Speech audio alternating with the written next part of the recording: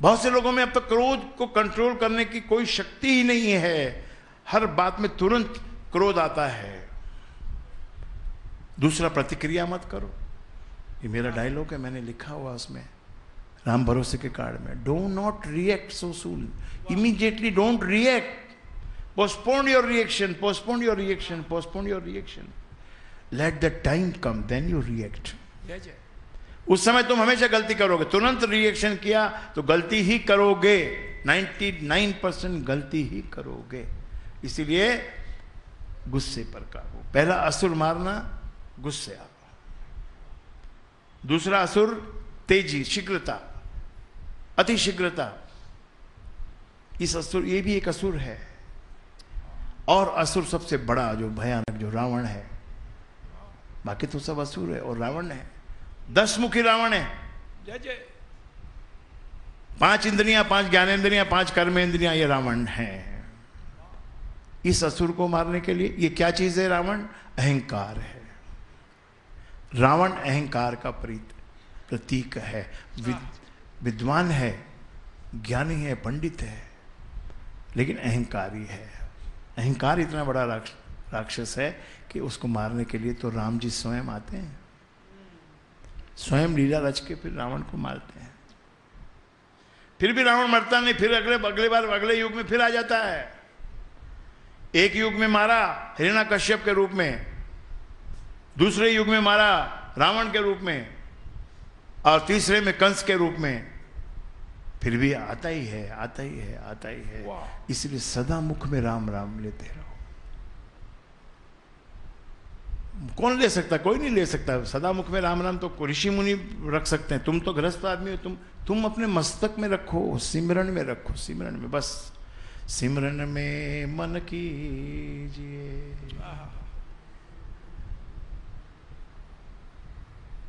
हंसती चले सखी से और चूके नहीं लगा।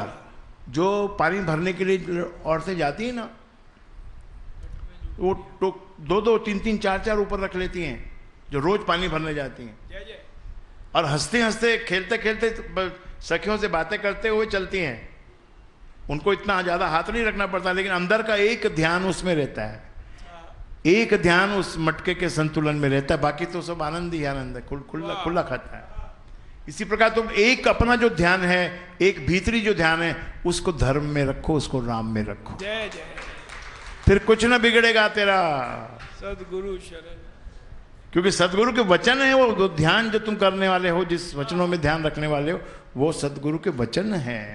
वो वचन जो धारण करेगा, उनको जो मानेगा, तो कुछ न बिगड़ेगा तेरा सतगुरु शरण आने के बाद।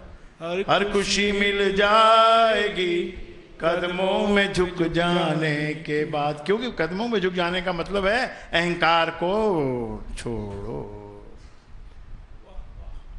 गुरु दरबार में अहंकार ही नहीं बनना। और जब अहंकार छोड़ने का मजा आने लग जाएगा, फिर आपका अहंकार और भी अन्य स्थानों पे भी आप छोड़ सकते हो। असली तुम्हारे भीतर में जो तुम्हारी जो नीयत है, वो कैसी है। शस्त्र विद्या में भी किस नीयत से तुम शस्त्र चला रहे हो, वो देखा जाता है। चाकू किस नीयत से चलाया तुमने, फिर भले खून भी हो जाए तो भी माफ होता है, क्योंकि तुम्हारी नीयत वैसी नहीं थी। इतनी बड़ी भावनाओं का मेल है।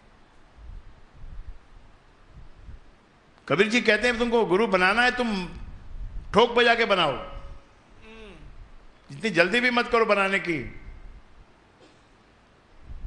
क्योंकि आया, बोला मुझे कबीर से मिलना है। कबीर कुएं पे बैठे थे उधर, तो कबीर चुप रहे। फिर बोला, मुझे तुमने सुना नहीं, मैंने पूछा तुमको कबीर कहाँ मिलेंगे। फिर चुप रहे कबीर जी। 4-5 बार जब उसने पूछा, तो फिर उतर के घोड़े से ठक ठोक दिया, 5-6 थप्पड़ मार दिए कबीर जी को। जवाब क्यों नहीं देता है? कबीर जी बोले, भाई मैं ही कबीर हूं। चरणों में गिर गया, मैं तो आपसे ही मिलने आ रहा था, और आपको मैंने पूछा, आपने जवाब क्यों नहीं दिया? भाई ऐसा है, तुम गुरु बनाने निकले हो, तो जब माताएं मटका भी खरीदती है तो टन टन बजा के देखती है, टन टन आवाज़ बराबर आएगी तो मटका ठीक होगा। अगर उसमें कहीं भी छेद होगा, कुछ भी उसमें पोलापन होगा, तो मटके की आवाज़ बराबर नहीं आती है। तो भाई तुमने गुरु को 5-6 थप्पड़ मार के देख लिया ना, गुरु मजबूत है, अब बना लिया, अब ठीक है, अब छोड़। जय जय। तो आपने भी ऐसे देख लिया, जांच लिया है बहुत बार, अभी हमेशा नहीं जांचते रहना, नहीं तो फिर थप्पड़ पड़ेगा आपको। सृष्टि में एक बात याद रखना, इधर जैसा तुम सोचते हो वैसा ही सामने से आता है, वैसा ही आता है सामने से। Never take anything for granted. ये डायलॉग याद रखना।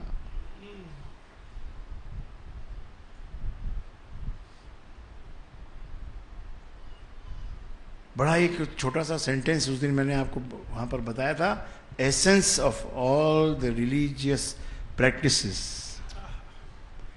Is to be cool. ये प्रेम अग्रवाल एक यहां पर बैठे हैं, इन्होंने मुझे बताया कि मेरे को 50 लाख का इनकम टैक्स का वो नोटिस आ गया है,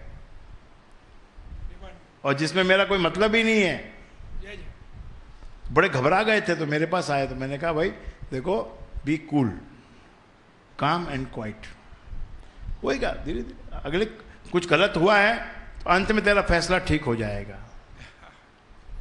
तो शांतिपूर्वक मेरे ख्याल से 6 महीना आना जाना रहा डिपार्टमेंट में, लेकिन अंत में क्या रिजल्ट मिला, जो भी पैसा उन्होंने भरवाया था सारा पैसा उन्होंने बाइज्जत लौटा दिया। और एक और भी फल मिल गया, डायरेक्टरी में से नंबर निकाला, भाई ये जो उतना बड़ा जो स्टेज बनाया उसके ऊपर जो वो लगाया, अब वो कैसे खड़ा होगा, खड़ा करना ही बड़ा भारी काम, 4 माले की बिल्डिंग थी वो, 4 माले की बिल्डिंग कैसे खड़ी होगी। तो उसको बोले क्रेन मंगाना है, तो क्रेन का नंबर ढूंढा तो नंबर वाले ने नंबर दिया, वो फोन लगाया तो इनको ही फोन गया। बोले भाई क्रेन चाहिए, बोले हाँ मिलेगी। कहाँ चाहिए, कि बांगूर नगर में। कि कहाँ पर, कि बांगूर नगर में। किस लिए, कि वो वहाँ पर प्रोग्राम हमारा है सत्यानंद जयंती का। अरे बोले मैं सत्यानंद जी का शिष्य ही हूँ। जय जय जय जय, बोलो गुरु राजेंद्र जी महाराज की जय। तो भाइयों ये तो मैजिक शो ही एक प्रकार से हो रहा है, मैजिक शो होता है ये, हर बात मैजिक है, देखो तो हर बात मैजिक है। अपने तो केवल करते जा रहे हैं, अपने करते करते गुरु बन गए। पारस में और संत में बड़ो अंतरो जान, वो लोहा सोना करे और ये कर दें आप समान, आप समान ही कर दिया, आप समान ही कर दिया।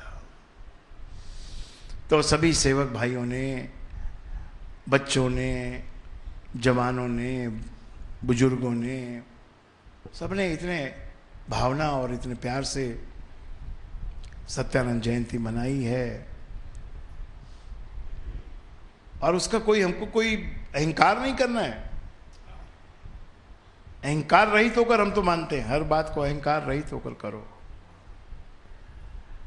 तो आप सबका बड़ा सहयोग रहा, उसमें बड़ी सेवा आप लोगों ने की, धन्यवाद। तो इतने सारे लोगों का करने के लिए पूरी लिस्ट चाहिए और उसके बाद में फिर 2 घंटा चाहिए, तो उधर भी मैंने सम्मिलित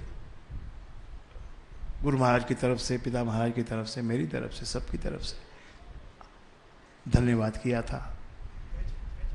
ऐसे गुरु दरबार में कभी थोड़ा सा तुम्हारा कोई रुपया चढ़ जाए, कोई तुम्हारा कोई सेवा चढ़ जाए, कोई तुम्हारा आइटम चढ़ जाए, तो अपने आप को धन्य महसूस करना कि मेरा कुछ तो किस्मत ठीक है, मेरी कुछ तो किस्मत ठीक है।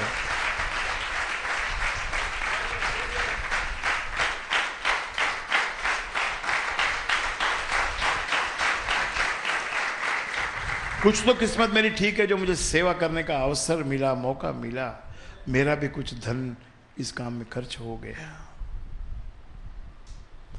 और गरीब की सहायता तो करने का हम तो सदा से ही बोलते हैं भाई, सबसे पहले गरीब को भोजन कराओ। आप भोजन करते हो तो मौका मिल जाए। अभी बम्बई नगरी में रहने वाले को रोज़ मौका नहीं मिल सकता, मुझे पता है, रोज़ आप व्यस्त हो, आपको इतना मौका नहीं मिलता, लेकिन जब मिल जाए तब फिर उसको चूकना भी मत। ये याद रखना कि भाई हम जिस सत्संग में जाते हो वहाँ से ये वचन बोले जाते हैं कि भाई गरीब को जरूर कुछ ना कुछ देना। तो कभी गरीब बच्चे दिख जाए, अब आपको 1 हफ्ता हो गया आपने कुछ नहीं दिया, ठीक है, 7 दिन का पैसा जमा है ना, 7 दिन का 10 रुपया आपके पास जमा